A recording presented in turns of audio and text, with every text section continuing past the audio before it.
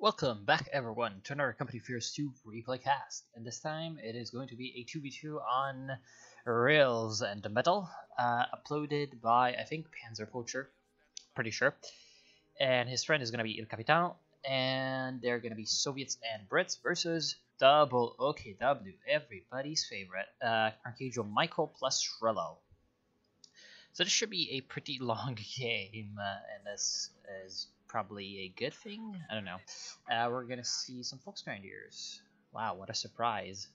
I never thought I would see Volksgrenadier starts. Oh my god! I mean, it is Rails and Metal, so yes, at least one of these is gonna be useful to Q-Wagon. Overall, oh, that's gonna get countered though by the Universal Carrier.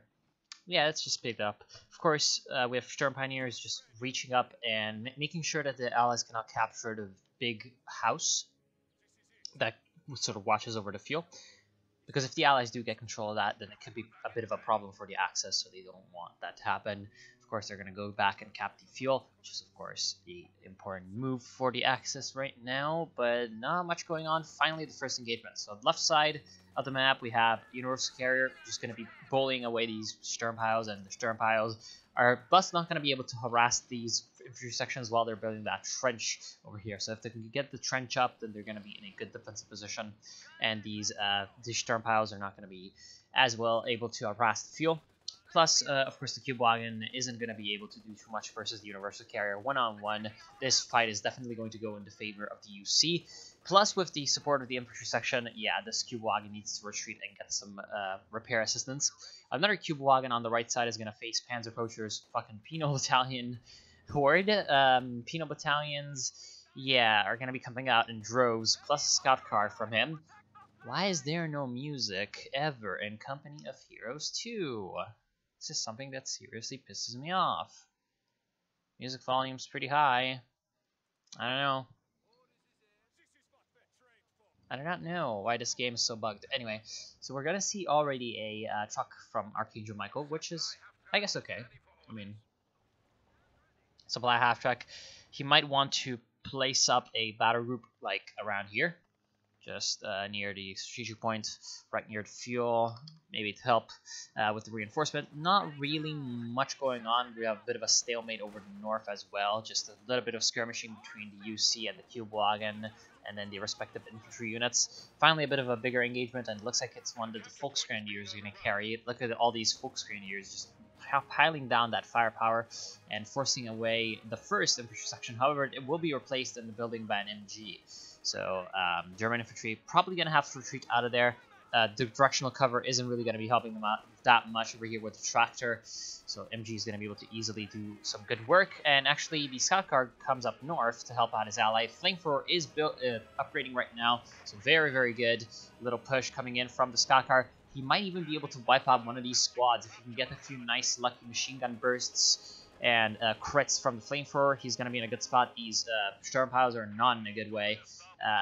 The Q-Wagon is actually getting a lot of damage off on the scout car though, so the scout car with only half HP, having to retreat and cannot chase down the rest of the German infantry. At least they can manage to force back the Q-Ball. However, Archangel Michael smartly decides to move up on the right while the vehicle is on the left. So knows that his enemy doesn't have that scout car to deal with his own push, so he moves up the Q-Wagon and gets another point for himself.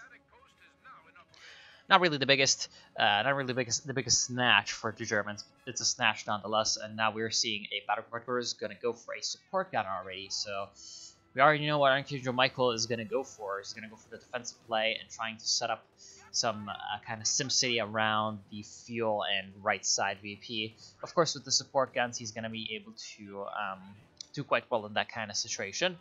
Free Penals are going to try to say no to that. However, with the Q-Wagon and with all the German troops on the side, it isn't going to be that easy. Nice flame grenade going to force these Penals away from cover. However, more flames coming in, and this time it is a mechanized flame. So these poor Volksgrenadiers not having a good time in the wooden house. However, yeah, Battle Group Recruiters is on the field, so Double Panzerfaust going to put an end to that reign of terror. However, these combat engineers managed to get basically out of the scout car before it burned up, and then now they're going to be able to occupy the building. So with that flamethrower, they're going to be just shooting around and forcing away all of them. And there goes the Kübelwagen from these two Penals to the side. So Penal's getting in a very, very good position. There's almost 90 munitions. That's going to mean 2 satchel charges against the battle reporters. I believe you need 3 to take it down. Yeah, it looks like you need around 3 to take down the battle reporters. So this battle group isn't going to be going down right now because, of course, the German infantry can just come up and use the battle group to reinforce. In the meantime, it looks like we have a bit of a push in the center for the Axis. The Axis are going to be trying to push through. However, Vickers machine gun managing to suppress them, so not going to be able to do too much there. Actually double machine gun for the Brits.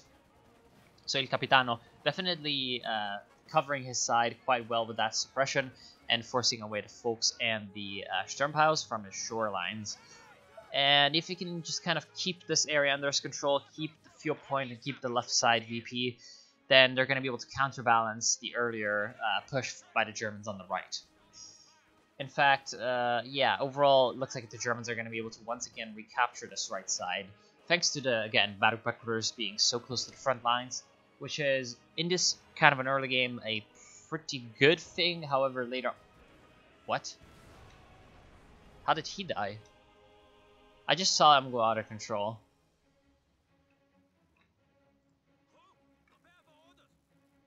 How did this Kübelwagen die? Did he get shot? I'm guessing he got shot. Yeah, anyway. Not really too much going on. Nice Rakenwerfer, probably a smart move. Also going for a Puma. So Schrillo getting at mechanized regiment headquarters.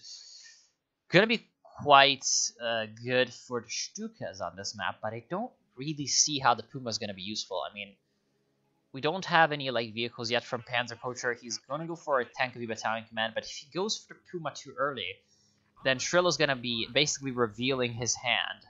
So he needs to keep this thing hidden, and then it's just gonna be a waste of resources until, of course, his opponents go for a light or medium vehicle. And if it's a light vehicle, then good. If it's a medium vehicle, it's not going to be that useful. But the Puma reveals itself, so now the Allies kind of know not to go for any light vehicles. In fact, the Puma just kind of charges up very, very leisurely against the MGs, which is going to work, funnily enough. But the MG goes into the trench, so really not the best possible thing. However, the second machine gun decides to fire on the Puma instead of firing on some Volksgrenadiers over here. So getting kind of lucky there and managing to draw the fire of the MG, which was not redirected, pushing up with the infantry right up to the gate of the house and throwing a flame grenade. So that double MG sort of is going to have to retreat back to the forward assembly, which is just like 2 paces behind that. So overall, yeah, we have a pretty mirrored situation. I mean, battle recruiters very, very near the fuel. Forward assembly, very, very near the fuel. Of course, the difference is the Brits can upgrade from the forward assembly if they get weapon racks, whereas the Germans can heal up on the battle recruiters. I mean, not really the biggest difference in the world. And there's no music again, somehow. So AT gun's gonna get pushed up on the left. Right now there's a triple cap going on for the Germans, so the Germans getting a lot of that nice ticket bleed off on the Allies. But we have a nice flanking maneuver coming in from the Soviets, who are gonna be able to push back that Puma with the threat of those satchel charges. And then, thanks to the support of these infantry sections, we're gonna get a cap off on that VP, most likely. And then the Penals, yeah, plus that is going to be some good pushing. However, the exact opposite is going to be mirrored on the right side. Very lucky that Penal squad did not completely go down to the support gun shot, because that was very close to a blobbed up 6 men that just came out of the house. So that was potentially very dangerous. Suchka Su-76 is on the field. Gonna get covered by the mines against all of those Volksgrenadiers who are now going to reveal the Su-76. Su-76 kind of a little bit of a better purchase than the Puma, because the Puma is really only useful against enemy vehicles, but well, just like the Su-76. But it's gonna be less of a problem for the Germans to counter Allied vehicles than it is gonna be for the Allies to counter German vehicles right now, because the Su-76 can double as an anti-tank gun and as an artillery unit. So, of course, it's got a little bit more functionality, and it's going to help because of its mobility. However, the Puma doesn't really have a job right now. It's kind of unemployed. it can try to dive the Su-76, perhaps flank it and take it down. And I mean, the Puma is cheaper, right? So it's like 70, yeah, 70 320. So the, of course, Su-76 is like 80, no, 75 to 80. Okay, so still a little tiny bit cheaper on the Puma, but the Puma actually has much better veterancy with its 5 levels. Plus, it's just in general better with veterancy. So if you can keep it alive, then it's going to be more useful, you know, progressively than the Su-76. If you think about the roles in which, you know, these two vehicles fulfill. Anyway, going back to the action, it isn't really anything too interesting. I mean, we have a sniper from Panzer Poacher. He's got a little bit of a head start, 7 kills with 75% around of his experience bar, and he's actually using flares, or no, that's special operations. So artillery flares from Trello. They're actually going to help spot a Stuka barrage, which is going to kill the heavy machine gun and do a lot of damage to the Penals, trying to actually freeload off of the forward assembly. So very, very good first barrage. Actually completely destroyed that machine gun crew because, of course, it destroyed the building. So successful first barrage, and the Stuka overall, probably a good investment. Again, it's pretty good whenever you're in a situation like this, whenever there's a lot of stalemate action going on. And if you can especially keep yourself protected in the meantime, such as, for example, if you have a Puma, nice miss by the way, Puma crew, probably should get sent back to the gunnery school. There he goes. If you can help protect the Stuka with something like a Puma, ooh, that was an excellent first round from the mortars, taking down that Volksgrenadier. So wipes going off on two, well, both way. Wipes going off both ways from the artillery. Very, very dangerous to be clumped up anywhere for these allied infantries or German infantries alike. Need to be very careful. Right now, the support gun's really the only one that hasn't managed to get quite a lot done, even though the support gun has been one that's been out the most, with 0 kills and almost no veterancy. This is definitely... Oh, this is actually a second support gun. So still no kills, but at least a little bit of veterancy. So that's... I mean, 2 support guns is quite expensive. What these could be used for is trying to counter the 3-inch mortar emplacement, at least forcing some braces. However, to get near... the Germans would need to like push in the center, which right now they aren't doing. And they aren't doing that partially because of the mortars. So it's a little bit of a self-defeating objective in a way. There goes a nice support gun shot, taking down 5 Penals. Still, it looks like the Allies are gonna be in a bit of a pickle right now because of all the support guns and because of the Stuka. So with only like the left side being kind of firmly held by them, they need to find some way to get back into this, get some VPs going, and do that. Now, the company command post is, of course, a good way to do that with the Cromwells. This map, I mean, it's not the best for Cromwells. It's kind of narrow. The flanking opportunities aren't that many, but the Cromwells can shine definitely because of the sort of low amount of obstacles. They can use their mobility. It's a pretty much good advantage. And just do that. So here comes another Stuka barrage, perhaps a little bit hastily sent in on some moving units. It will kind of hit, but most likely just miss. Yeah, I mean, it wasn't aimed the worst. It should have hit these guys, but it really didn't. So very kind of unfortunate. Big push from Archangel Michael. Yeah, Su-76 is going to be able to easily back off. It's been pretty much happening this way for like the past 5 minutes around this eastern side of the map. I mean, the Germans just kind of push in, the Allies retreat, they use their sniper, they use the Penals, they reinforce them, they come back, and then eventually the Germans have to retreat. Looks like we have a demo charge on this side, so this could be dangerous for the Germans.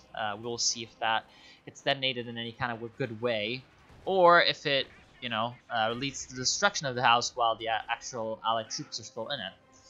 And mine looks like is going to be forcing away the Volksgrenadiers. Volksgrenadier is going to get a little bit of additional goodbye presents from the flamethrower. And yeah, overall, just the Allies keeping control over what they had. Germans push back once again. Still a little bit of a stalemate. Thanks to, again, that kind of sort of SimCity playstyle with the forward assemblies, the forward retreat points. It's pretty easy to, you know, make something like this happen on a map like Rails and Metal. Rails of Matter, in fact, pretty much being the most camp-prone map, I guess, on the 2v2 map roster. So overall, yeah, it's just gonna have to be like this for a while. Let's just speed it up. Yeah, not much going on in the middle. There goes the Kuma. Looks like he stood in the 80-gun fire a little bit too much. I mean, definitely a bit of a microlapse somehow, even though really there isn't much going on around the map. So really don't see what he could have been microing that wasn't the Kuma. Definitely a mistake there. A Puma would have been very useful to have after a few minutes of getting basically just poked at by an SU-76. Here comes the Stuka barrage, taking down that machine gun, once again proving its usefulness. However, the machine gun's behind some infantry, so the infantry section is going to be able to push back these folks and then eventually reclaim the machine gun with, of course, the Royal Engineers. So Il Capitano managing to keep his defensive perimeter active despite all of these German barrages and artillery units.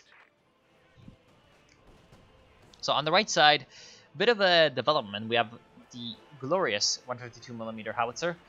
Definitely another one of these anti-camp measures. However, we'll see how effective it is. Where the hell is it? Okay, it's over here. It's firing somewhere, probably just on the battle preppers, and it doesn't look like the Germans really noticed this. They are pushing up with their recoup losses, actually, from the Firestorm doctrine. So if they can use these recoup losses, then they're gonna get quite a bit of manpower back after their, customary big push, customary offensive. Every 2 minutes the Germans just have to launch their offensive and get pushed back. But it does look like this time they will get a little bit of a portion of the manpower back with that recoup. And actually, they seem to have managed to achieve some results. I mean, here comes the counterattack from the Brits, but at least this point was captured by the MG34.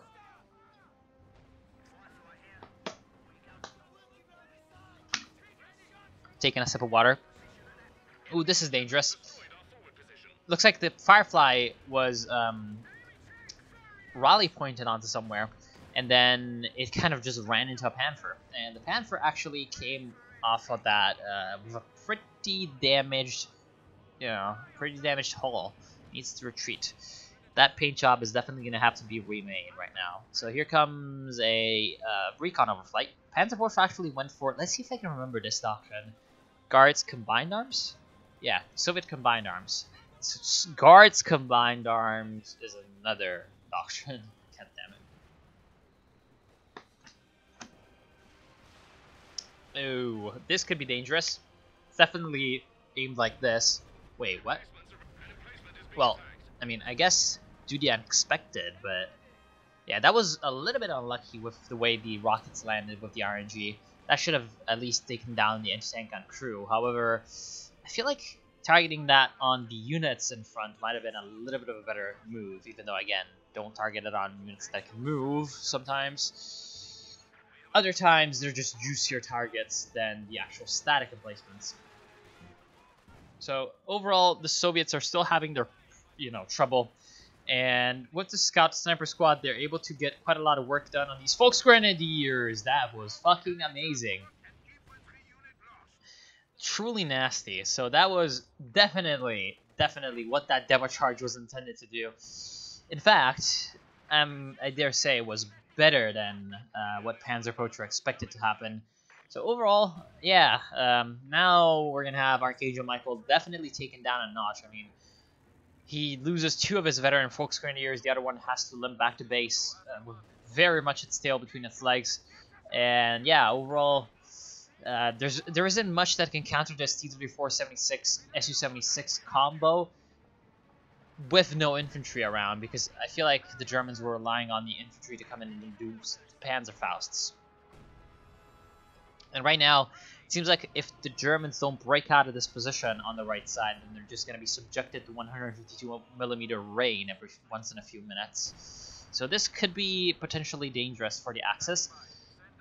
Looks like the Command Panther is on the field for Shrillo, so the Shrillo Command Panther is going to be useful to help out the other Panther in dealing with the T-34-76 and the, of course, Su-76. However, it looks like the T-34 just kind of pushes up on its own, which is definitely a bit of a mistake. because that allows the Panther a few free shots. And here comes the Command Panther, which, luckily for the Allies, just kind of walks into the range of the SU and the T-34 rather than flanking around it. However, with the support of the Firefly, which is coming in, the Allies are going to be able to easily retreat their vehicles and repair them quite quickly. However, the Firefly is not in the best possible position, and yeah, it's going to get chased down by some Volksgrenadiers. However, the Volksgrenadiers with only one Panzerfaust, actually, they wanted to grenade the mortar. Okay. Anyway, Il Capitano actually has 200 munitions, so it might be a good idea to go for the Tulip rockets at this point. But still, he's kind of waiting on something. I'm not sure what. And here comes the Stuka barrage on the braced mortar for some reason. What makes a lot more sense, however, is the Rakenwerfer pushing up to try to deal with the Firefly and the 3-inch. However, actually no, it's pushing up to deal with the Soviet vehicles. T-34 just kind of charges in, a little bit of a dangerous move because there's a lot of German AT in the area, and kind of just gets saved by the fact that the Firefly is a bit of a bigger fish to fry, and the Germans are focusing on it. Right now, the Firefly is not in a good way. We have action going on pretty much all over. There's a Su-85 actually on the field for Panzerpocher, so he's going to be able to use that to try to deal with the Panther. There's a little bit of Allied infantry trying to push up to help out. Firefly's going to have to escape back to the forward assembly, and all goes back to its normal positions. However, the Panther is going to be coming in and making a nice flanking maneuver. Flank going to be catching the T-34 off guard, which also got hit by Volksgrenadiers. And overall, it just kind of looks like this T-34-76 is going to have to retreat back to the safety of the tank destroyers. The tank destroyer is getting a nice volley off of the Panther with frontal armor facing the anti-tank, but that was not enough, and the Panther is going to take a lot of damage. Meantime, in the center, the Allies are once again pushing into the BP, which is a good choice. I mean, at this point, I feel like the Allies need to hold on to some firm ground, such as, of course, the left side and the center, and they need to recoup their VP losses from earlier. They have 2 mortars that can defend these central and western flanks. If they can use these as a guarantee, if they can capture the points and then use the points' vision to just direct in the mortar fire, then they're going to be in a good spot overall. That, of course, kind of just depends on whether or not they can cap the points in the first place, which is going to be a bit of an important operation for the Allies. So it looks like AT gun plus Firefly are actually going to charge in after the Command Panther, which is not having a good time. On the right side, the Soviets are pushing in with the T-34s and the SUs. However, they're going to get chased away by the Schwer Panzer headquarters. Schwer Panzer headquarters, however, is not present on the left side, so all the Germans are going to get overrun over here. Bit of a bad note for the Allies is that the Firefly is taking a lot of damage. However, we do have, of course, engineers selected by El Capitano, so he can use the repair, vehicle crew repairs to his advantage to help repair the Firefly a little bit quicker. Meantime, on the right side, it seems like the sniper is helping out and dealing with these Volksgrenadiers, and Archangel Michael has managed to build one of the Obersoldaten, and with the Obersoldaten, he's going to have a decent advantage when it comes to infantry. He, however, kind of needs the numbers to be able to capture the points a little bit faster. So this is not the best possible position for Archangel Michael. Eventually, he's just going to force the way, I feel like, by Panzerpocher. But, oh well. So we have, of course, the Panther tries to push up, but it's not going to have an easy time. Jagdpanzer is going to be purchased by Archangel to just kind of help the Panther. I mean, it's not the worst idea, because the Jagdpanzer, I mean, it's pretty cheap, and considering the opposition that Panzerpocher is using, of course, T-34-76 is the only menace to enemy infantry in this squad of vehicles. So overall, oh, a Katyusha. Well, yeah, definitely a Panther would have been more useful with that. So here comes the German push. Looks like it's going to get a little bit of a slanted engage from all the vehicles. I mean, first the Command Panther, then the Jagdpanzer, then the normal Panther. However, the Allied vehicles just have to retreat at this point. They're taking a lot of damage. Mine gets exploded very, very luckily by a random stray shot, and that's going to allow the Germans to push up safely. However, the Germans just kind of retreat when they could have pursued the remaining allied units and destroyed them. Interesting choice. I feel like if they had gone in and focused on the Firefly, of course, then they would have been able to at least destroy the Firefly and then retreat out of the range of the AT gun. Huh. Still kind of baffled by that decision to not go in. They're trying to fight a Firefly at long range, which is of course a very, very bad idea. Right now, there isn't really any German infantry that can help out the German vehicles. So, yeah, it's not going all that well for the Germans, all things considered. I mean, they're supposed to have a huge advantage right now, but they're just not using it all that much. There goes the plane, and ooh, first AVRE shell, the Petard, does not wipe out a squad. Very, very unfortunate. Should have been aimed a little bit better because you absolutely need these things to wipe out enemy units. Considering their cost, which is quite prohibitive, 140 fuel and 600 manpower, you definitely need to use these to the best of your effect. So overall, yeah, it could be going worse for the Allies. I mean, considering how much the Germans just kind of wasted on this push, they had a great golden opportunity to come in and just crush their remaining Allied vehicles. With all the damage that they had inflicted, they could have just, you know, destroyed the Firefly and then kind of ignored the Soviet vehicles because they would have had to be repaired. If they had engaged with the Soviet vehicles, then they would have been able to destroy them. The only kind of factor in that was the AT gun, but the AT gun could have been easily flanked. So overall, yeah, a bit of a wasted opportunity. On the left side, yeah, the Germans aren't going to be able to do all that much with that Vickers machine gun in the trench. Nicely, with the Veteran C2, it's going to get incendiary armor piercing rounds, so going to get a little bit more of extra damage dealt. Looks like in the center we have a little bit of a push from a few Raketenwerfers, which are going to be extremely effective against the Su-76 assault gun. However, they're going to get a little bit flanked by the T-34-76. And if the T-34-76 can get some good shots off on these Raketenwerfers, then they're going to have to retreat. Especially with the support of the huge spam of Penals. Penals going to themselves have to retreat from the Stuka, but the Stuka is actually aimed on the vehicles. Great damage on the engineers, but not much else. Sniper is still around. 25 kills to their name. Not doing the worst, actually. So, consider... Ooh, command vehicle. Looks like the AVRE got designated a command vehicle. That's a good choice considering the amount of HP that this thing has. It's not the best choice considering you have to get very close already with this thing to shoot. So with the Petard being sort of a low-range weapon already, then of course command vehicle lowers the speed by about half. So yeah, not the best, but at least it does not help, or rather hinder, the ability to shoot because, I mean, the Petard is an ability and not an actual like vehicle weapon.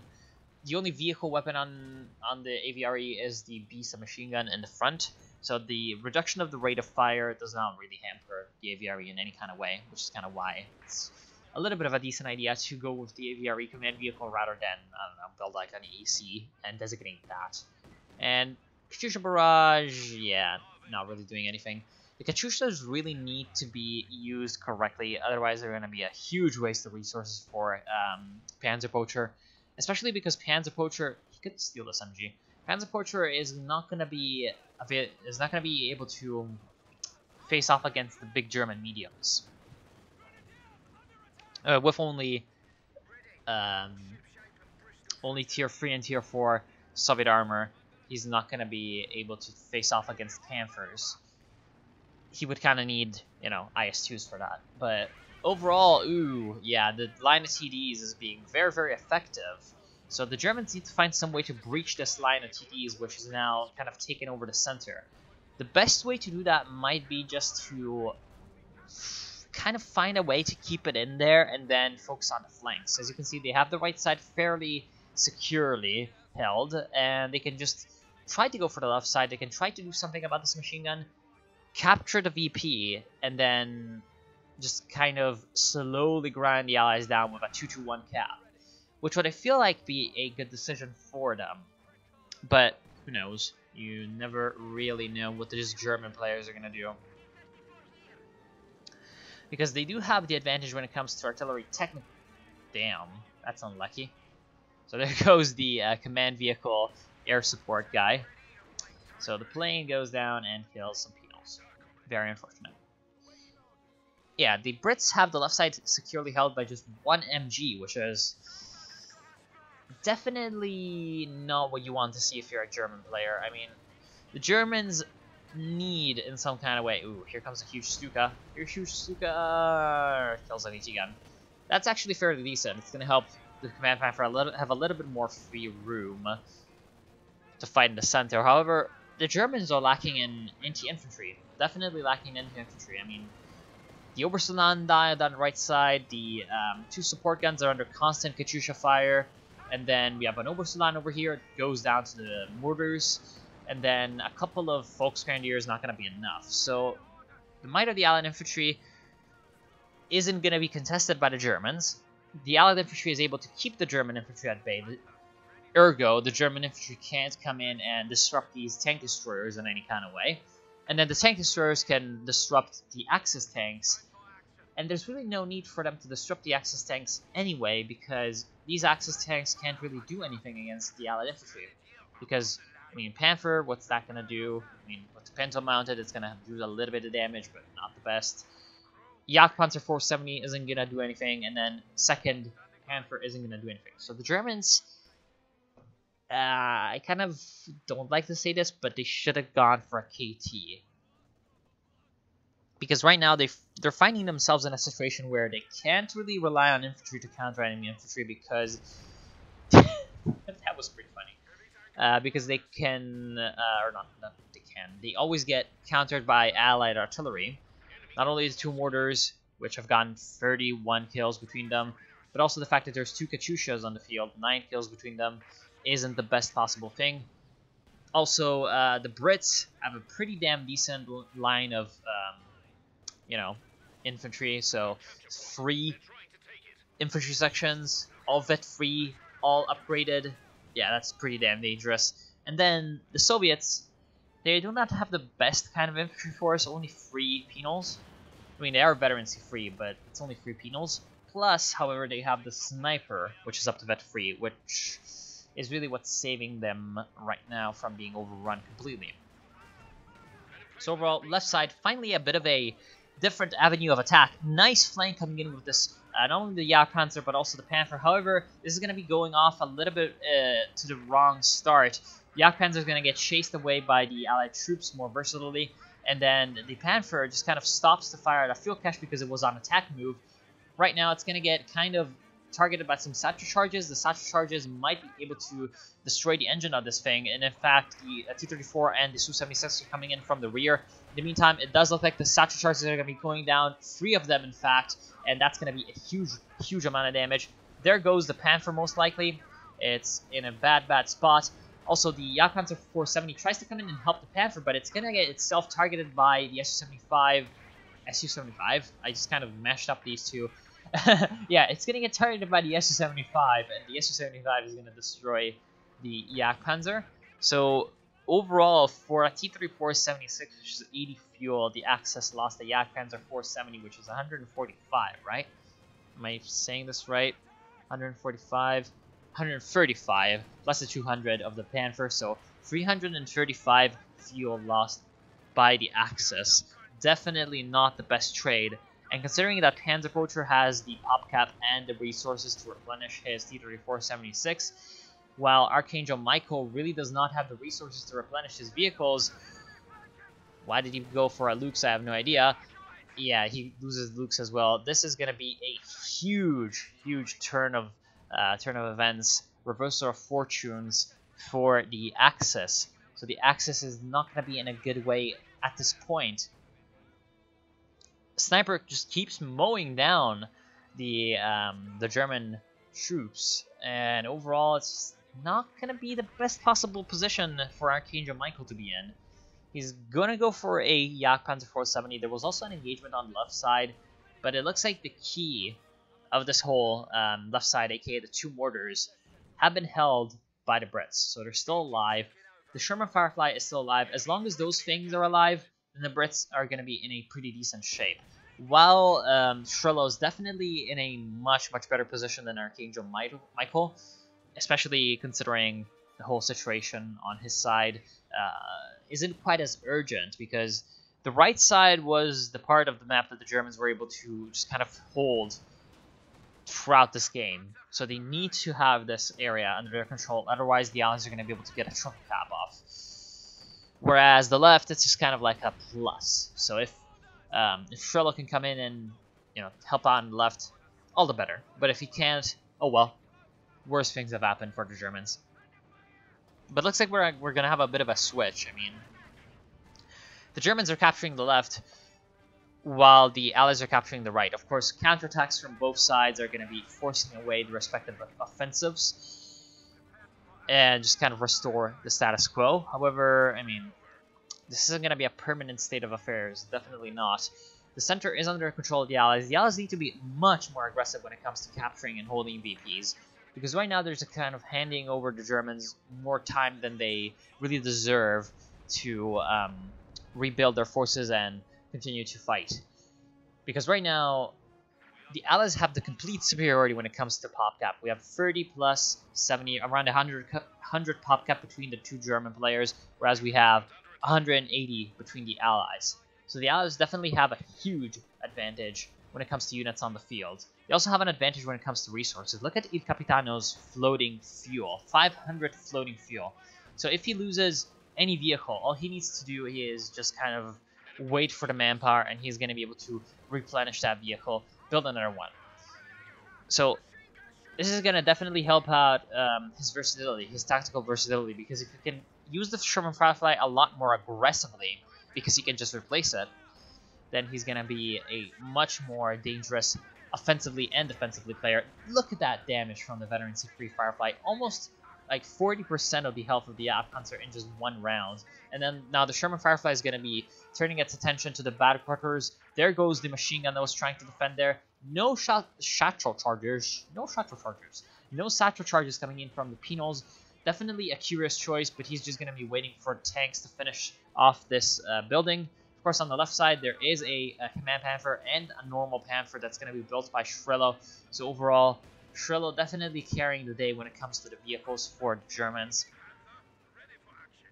Not the best spot to be in for Il Capitano, because right now he's just kind of lending his anti-tank to the right side. So he's going to be forced to call back the Sherman Firefly and put it back to the left side where it belongs. One of the mortars goes down, or rather went down earlier, so that's good. And the second mortar is lacking in range because it's built so very conservatively, in a conservative position, that it just kind of doesn't have as much range as the other ones. But oh well, things are going quite well for the Allies, considering they have also managed to destroy that not only the Schwer Panzer quarters but also the battle quarters. So they have a pretty secure way to attack into the right side of the map.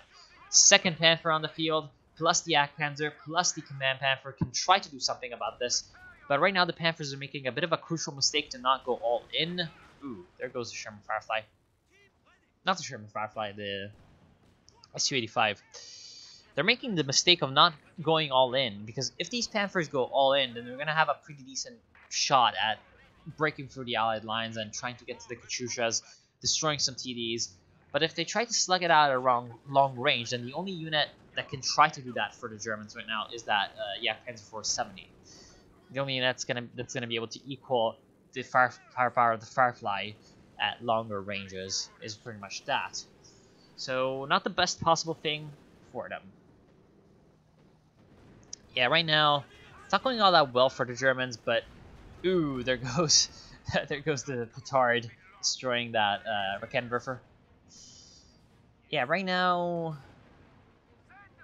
German vehicles once again just kind of pushing into the gullet and getting hit by a lot of AT fire from all these allied units. Another offensive on the left side is going to get repulsed by not only British infantry, but Bofors that's being built. Interesting choice. Definitely an interesting choice to build that Bofors over here. It's going to have to be defended by these anti-tank guns, definitely, which is going to be posing a little bit of an issue.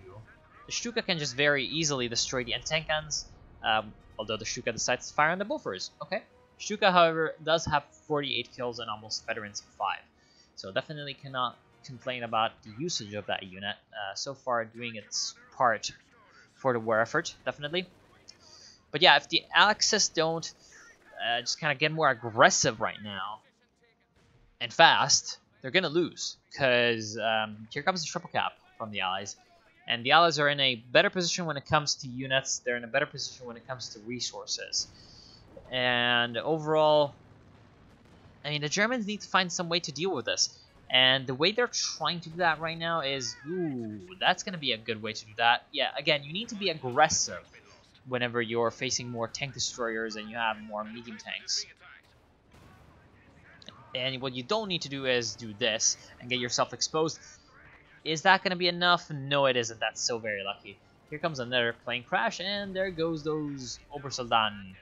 Not the best possible day for them. Ooh, two T-34-76s just kind of pushing through. There's no defenses on this side for the Germans. They're hunting down for that Jagdpanzer 470. The RAM is available. So if the T-34-76s were a little bit more ambitious and aggressive, they would be able to come in and, well, pretty much surely destroy this Jagdpanzer 470. I wonder what destroyed the artillery piece. Looks like... honestly, that looks like a Stuka barrage. No, not the Stuka barrage, a Stuka close air support. But there is no Stuka close air support. I wonder what destroyed that unit. I really don't see what could have done it. I mean, it might have been the rocket barrage. Yeah, I'm thinking that the rocket barrage plus a flare is what destroyed this this artillery piece. But oh well. Anyway, Panther on the left side. This is why I said that this thing needs to be protected by anti-tank guns. I mean, the Panther is taking damage slowly but surely, but yeah, the Bofors is definitely taking damage much quicker, especially with those rockets falling down on its head. And there goes the Bofors. One more shot, and it's going to go down. So a little bit of waste of resources. Meantime, on the right side, T-34-76s are able to easily defend the line of tank destroyers versus all these Volksgrenadiers. However, now they're going to also need to defend the VP from the Volksgrenadiers. And overall, the Allied line should hold to this push. Also, the Katyushas coming in and answering in kind to the Stuka's barrage. I mean, 8 kills plus 19, 27. Definitely not the worst performance from the Katyushas. It could have been better, but it could have been a lot worse. Also doing a lot of damage to buildings, thus giving them quite a bit of veterancy. At least one of them, quite a bit of veterancy. Yeah, overall, the Germans need to find some way to break through and get some points under their control. Destroy as many Allied vehicles as possible in one great giant push. And then just rush after into the gap with the infantry, capture as many points as possible, and hold them for as long as possible. Right now, they still have the advantage when it comes to VPs, so they can use that very, very, very much. Yeah, it looks like they're going to be able to capture the left side, but the center is going to basically be kept by the Allies, and the right is going to fall to the Allies. So overall, once again, swings in favor of Panzerpocher and Capitano, who even aren't going to be giving up on the left side VP as well, with these lovely infantry sections, which have now been just completely flattening these German units with their Brenns. So not the best possible spot to be in if you're a Volksgrenadier right now. Of course, the Obersoldaten are going to be quite good against that, but the Petard comes in, and the Petard is going to be enough to at least scare away the Obersoldaten. In the center, we have a bit of a dogfight between tank destroyers, plus the Katyusha fires on the, SimCity. There goes one of the mechanized regiment headquarters, and then also it looks like the Jagdpanzer 470 just got a little bit forced back by the Su-76 and the Su-85. Although it looks like the Su-85 and the Su-76 took more damage from that skirmish. This kind of allows the T-34-76 to just kind of push in and take down all these Volksgrenadiers. They're going to get forced away by the Jagdpanzer, but not before a little bit of damage is dealt. I mean, yeah, the damage is definitely dealt. Like, this German force on the right side is going to have to retreat, and then the Pinos are going to be able to keep the right side VP plus that glorious damage charge. Yeah, it's not going good for the Axis. Another tank push from Shrillo. He's gonna try to do something about the AVRE, and he's gonna be successful.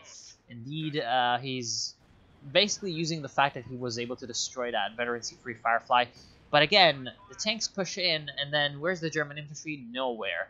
So yeah, this is not the best possible spot to be in if you're the Axis. And they're gonna come in with these Volksgrenadiers in the center, but here comes the mortar to defeat them and, you know, give the point back to the Allied leadership. I don't know. It just does not seem like the situation is the best for the Germans. On the right side, the sniper is helping, but the sniper actually, forced back by something, allows the Volksgrenadiers to capture. The center is being capped by the Germans. The left's being capped by the Germans. So the Germans coming back into this resurgent once again. There's only 100 points left for the Allies. There goes a Katyusha. So overall, it seems like the Allies are kind of losing their balance, and they just keep losing units kind of randomly. That should have been behind their mainline fighters, but then they weren't. In the case of the AVRE and in the case of the Katyusha over here, both were just kind of exposed. So, not the best possible situation. I mean, the Allies somehow are not able to use their advantage, their advantageous position, their advantages, and capture points. I mean, now with our triple cap, the Allies have a minute left. A minute and a half, basically. Can they do anything? I mean, there's 2 infantry sections by Capitano. There's the sniper plus 2 penals by Panzerpocher. Panzerpocher has a lot of his vehicles that are very damaged. Yeah, no, the Germans are going to win. Wow. That's surprising, considering up to like 3 minutes ago, the Allies seem to be commanding this. There goes the Sherman Firefly. That's going to go down to the coordinated fire of the Command Panther. Plus the normal Panther. The Axis are going to be able to push back the Allied TDs and then help, defend the northwest from the infantry sections. The center is going to basically just hold because the penals, instead of trying to go for a VP, they're trying to go for the Rakenwerfer. I mean, it's not going to be enough. They need to have gone for the VPs. Yeah, the VPs was just a little bit of a crucial part of all this. There goes the fuel cache. Yeah, Panzer 470 doesn't really care about the fact that it's being attacked, of course. And then, yeah, it's going to be the end. I mean, the snipers, yeah, it's up to 43 kills. Oh, actually, the Allies have a chance. They might be able to capture the sub side. Very, very luckily, however, the Germans were able to set up an MG34 machine gun team. Can the Allies neutralize this? They can. And the center is also being captured by a lot of penals. Is this doable for the Allies? If they can hold these two, they need to concentrate their forces on holding these 2 points. Absolutely. Ooh, great Katyusha barrage, actually. Forces away all the German infantry. However, the Vet 4 Command Panther is, yeah, he's basically mowing down all the infantry sections with its machine guns. And, yeah, very smartly, Shrillo, instead of just retreating his folks, just edge back slightly, dance away from the rockets, and now he's going to be able to come back in and capture that. But if the Allies had more units than what they should have done... Oh, there goes at least the JP4, but there's a KT on the field. What they should have done is focus their forces onto 2 points instead of trying to go for 3. Because if they focused on 2 points and holding those, then they would have been a lot more sure of them being able to actually defend them. Falling back onto a useful sort of useful perimeter, and then focusing on holding that and having that be your core is definitely a valid tactic whenever you're in a bad situation when it comes to the VPs, but you have an advantage when it comes to units, because you just want to reduce the micro burn as much as possible and guarantee that you're going to be able to win. But hey, the Allies eventually just kind of got not really even outplayed on the last engagement. They just kind of were off balance. They had a very unfortunate combination of units back at base, units that should not have been in the front line, Anti-tank guns being destroyed by the lovely Stuka, which, by the way, is kind of the unsung hero of the match for the Germans. 55 kills, veterans 5.